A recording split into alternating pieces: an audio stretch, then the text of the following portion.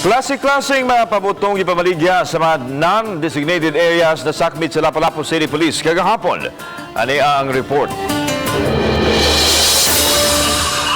Taliwa sa pabalik-balik nga pahibaw sa Lapu-Lapu City Fire District ug Lapu-Lapu City Police nga sadaplin sa karsada lang gikan sa Kanhulaw paingon sa Babagdos ang mga designated areas alang sa mga manindahay ug pabuto apan may mga display gihapon sa mga pabuto nga nasigpatan ang kapulisan sa bisan asang dapit sa dakbayan. Ma-firecracker man o fireworks pulos gisakmit sa Lapu-Lapu City Police sa gipahigayong hiniusang operasyon kagahapon. Kasagaran na gyud sa daplin sa dalan.